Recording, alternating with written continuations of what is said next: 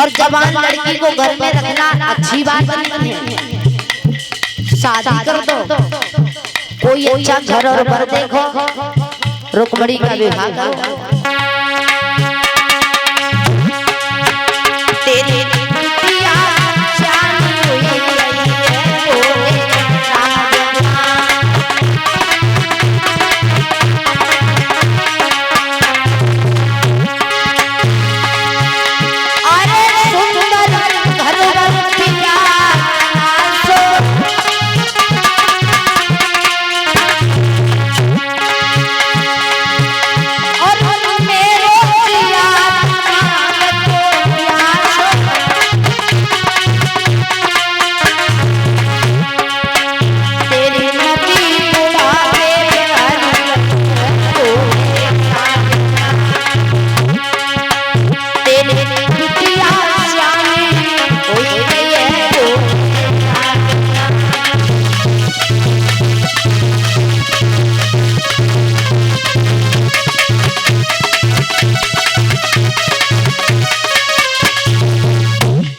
महाराज भीष्मक कहने लगे, महारानी ये तो तुमने सही कहा, हम तो कभी घर आकर के ये नहीं देखा कि हमारी लड़की रुक्मणी कितनी सियानी हो गई। अगर तुमने ये कहा है कि रुक्मणी शादी के लायक हो गई है, कोई घर वर देखो, तो आज ही मैं राज दरबार में जा रहा हूँ और रुक्मणी के विवाह के बारे में आज ही मैं कुछ चर्चाएं करूंगा जाकर। भक्तों, महाराज भीष्मक अपने आंगन से निकल करके दरबार में आए हैं। जवाब दिया, मंत्री आज हमारे राज दरबार में कोई केस नहीं लिया जाएगा। आज सभा के लोगों से ये कह दो महाराज विषय पर चर्चा करेंगे। और महाराज भीष्मक अपने कुछ घर के बारे में चर्चाएं करेंगे। मंत्री कहने लगा, क्या घर के बारे में चर्चाएं करोगे आप? जवाब दिया, मंत्री हमारी लड़की है जो शादी के लायक है, जवान हो गई, और तुम लोगों की नजर में कोई सुंदर लड़का हो तो बताओ। मंत्री कहने लगा, ठीक है महाराज, अब तुमने शादी का विचार बनाया रुक्मणी का, अरे हमारी नजर में एक नहीं बड़ी बड़ी सुंदर लड़का है। जवाब दिया भीष्मक ने, सभा के लोगों को क्यों नहीं बोलते हो? आज हमारी सभा में सभी लोगों को समान बोलने का अधिकार है। डरो नहीं, अगर तुम लोगों की नजर में कोई लड़का है तो खड़े होकर के मुझे बताओ। एक व्यक्ति उठ करके खड़ा हुआ, दोनों हाथ जोड़े, जवाब दिया, महाराज भीष्मक क्या मैं बोल सकता हूँ? भीष्मक बोले, बिल्कुल बोल सकते हो, खोल के बोलो, तुम्हारी नजर में कोई लड़का है? बोले, महाराज हमारी नजर में एक लड़का है जो बहुत सुंदर है। क्या नाम है? दुर्योधन, जो राजा भी है, बहुत पैसे वाला है। जैसे दुर्योधन का नाम सुना तो तक दूसरा उठ करके खड़ा। महाराज भीष्मक अभी मैं दुर्योधन का नाम सुन रहा था, अरे रुक्मणी का विवाह दुर्योधन के साथ में बिल्कुल नहीं होगा। भीष्मक बोले, क्यों? अरे क्या कोई कमी है? बोले, बहुत बड़ी कमी है। क्या कमी है?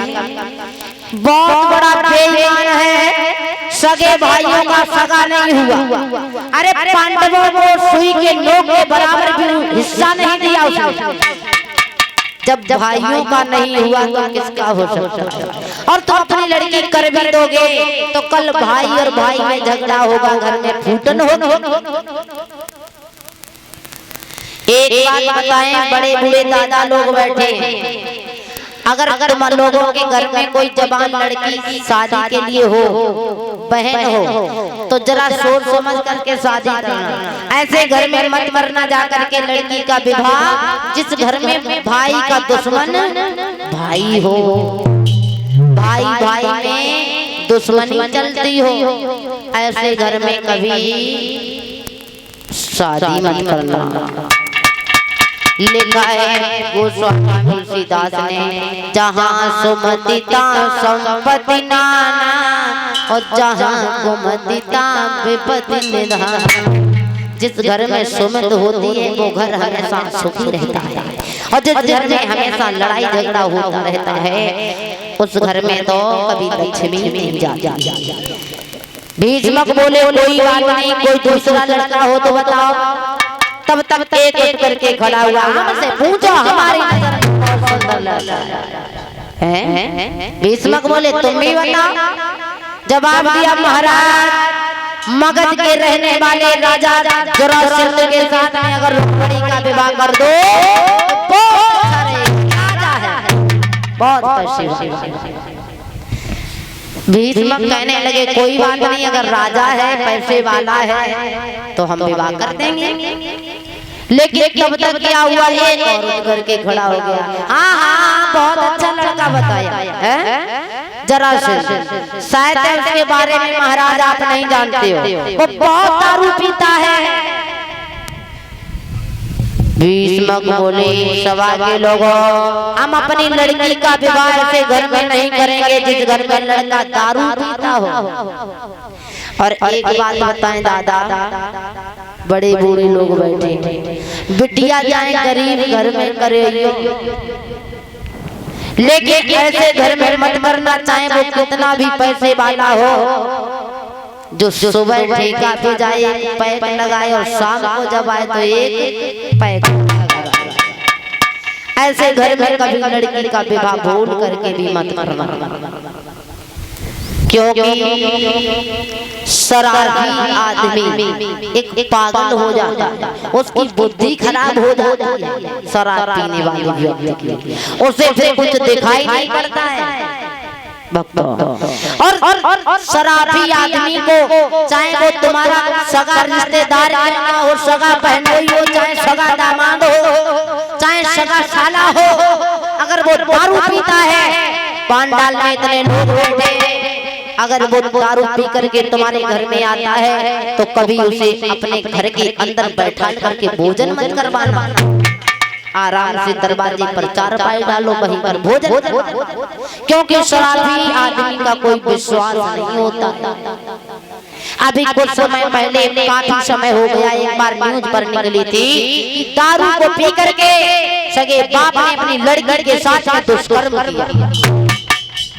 दारू के साथ एक बार टीवी पर हमने ये सुना था कि दारू को पी करके सगे भैया ने अपनी बहन के साथ में दुष्कर्म किया। अंदाजा लगाओ किसका विश्वास करो, ये दारू वो चीज है जो आदमी को पागल बना देती है। कहा भी गया है कि इसको पीने से चेहरे पे रूहानी आए, इसे बूढ़ा भी पिए तो जवाब। भीष्मक कहने लगे हम दारू पीने वाली लड़के के साथ में लड़का विवाह नहीं कर। और एक बात बताएं भैया, घर देखन जाते मजिया जागाते भैया, ऐसा कोई घर बताना, ऐसा लड़का बताना जिस घर में दारू ना पी जाती हो, लड़का भी दारू ना पीता हो। मजिया ब्याह करवाए देते, लड़का दारू नहीं पीता है। और पहली बार अगर ससुराल में आए तो कोई बात ना है, और जो 4-6 बार आए गए फिर सारे खुद पूछते हैं जीजा कौन है, कौन सी लाला, कौन सी लाला।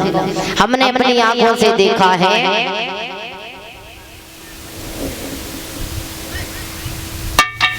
कि ससुर और दामाद बैठ करके एक साथ में दारू पी लेते हैं, साले और जीजा एक साथ में बैठ करके दारू पी लेते हैं। हकीकत बात है दादा, इस जमाने में बाप और बेटा एक साथ बैठ करके दारू पी लेते थे। वे बोले नहीं, ऐसी लड़की